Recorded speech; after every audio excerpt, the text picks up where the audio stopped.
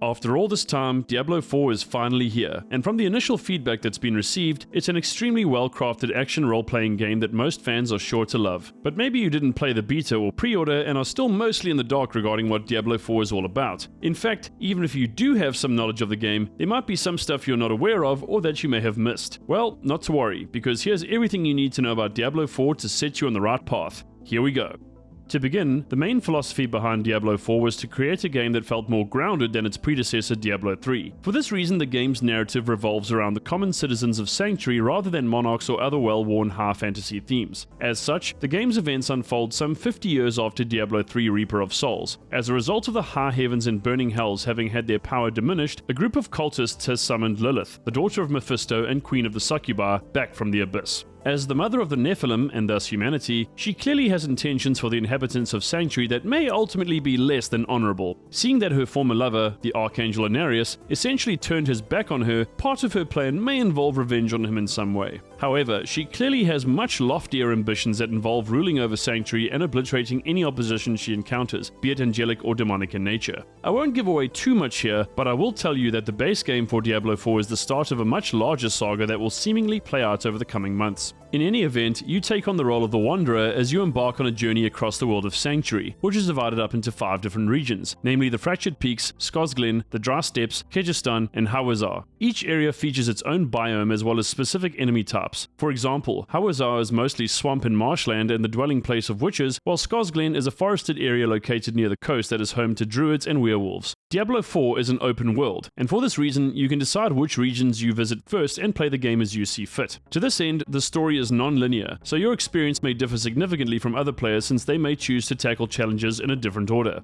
As for classes, Diablo IV features 5, namely Barbarian, Rogue, Sorcerer, Necromancer, and Druid. Each class has its own set of skills and abilities, so as is usually the case with RPGs, you can play the game your way or even play it again using a different class. Barbarians are your standard heavy weapon brandishing warriors that use their brute strength to crush their foes. Rogues are highly agile and capable of specializing in ranged or close quarters combat. Sorcerers can bend the elements to their will and use complex spells to vanquish their enemies. Necromancers are able to summon up the dead and command hordes of undead warriors to do their bidding. Finally, druids can shapeshift into creatures such as bears or werewolves and use the primal power of nature to devastating effect. Now, in terms of the skills tree, each class has many different abilities they can choose from. The maximum level you can reach in the game is 100, and in total, the maximum number of skill points you can attain is 58. However, the maximum number of skill bar slots in Diablo IV is capped at 6, so keep this in mind before you start building your character. You may think 6 skills is somewhat limited, but this is indeed a deliberate design choice on the part of Blizzard that will encourage players to be more thoughtful and strategic when leveling up their character and engaging enemies in the field. It also means that if you want to learn the full extent of what is possible with a build, you'll need to play the game through more than once, so if you're worried about replayability, I think it's safe to say that isn't an issue. Also, before you start playing, you can customize your character's appearance to your heart's content. Apparently there are more than 8 trillion possible combinations available, so you should be able to set yourself apart from everyone else if you try hard enough. I wonder if there will be any incredibly cursed character creations out of Street Fighter 6 that crop up in Diablo IV.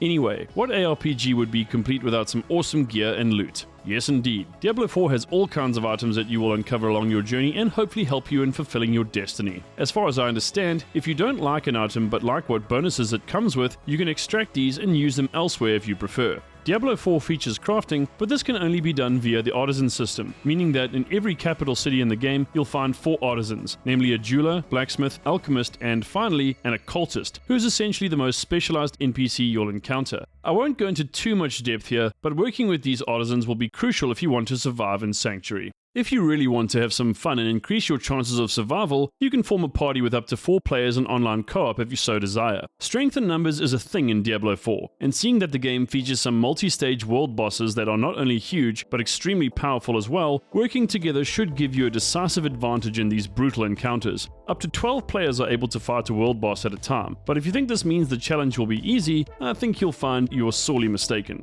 And if you're hoping for dungeons, well, Diablo 4 has them in spades. There are more than 120 dungeons that have been overrun by monsters and demons, so clearing these out will allow you to earn XP and find some highly valuable loot that you can use in encounters with enemies in the future. If that isn't enough, there are 15 strongholds, which are large expanses of land that have been overrun by enemies that you can take back for the people of Sanctuary. If it hasn't become obvious yet, Diablo 4 is absolutely massive, so be prepared for hours of exploration, epic battles, and, no doubt, a metric ton of side quests. But perhaps all of that is still way too vanilla for your taste, or maybe you just have the desire to try your hand against other players. If you're so inclined, you can mark yourself as hostile when you enter one of the 2 PvP zones, aptly designated the Fields of Hatred in Diablo 4, and battle other players for their loot. If you manage to best another player, the potential rewards are enormous, but naturally if you're defeated, you could lose pretty much everything you have. If you're the gambling type, or just really sure of your ability, then you'll probably love the Fields of Hatred. Isn't the world of Diablo just dandy?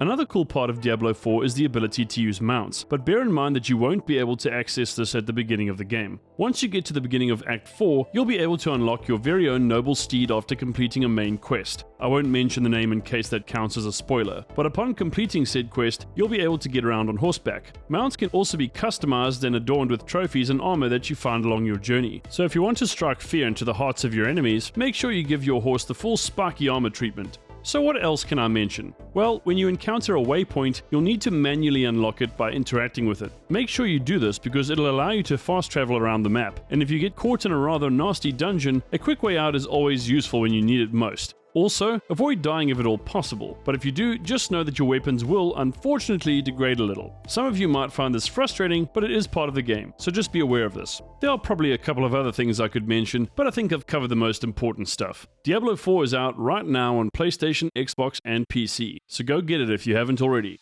That's all I have to say for now. Are you excited to play Diablo 4? And is there any crucial info I may have omitted that players should be aware of? If so, please leave a comment below, and avoid spoilers if you can. Hopefully I have. Be sure to hit that like button and subscribe to the channel for more VR, tech, and gaming content. From me and the crew here at MetaSquad, thanks for watching, and I'll see you in the next video. Later!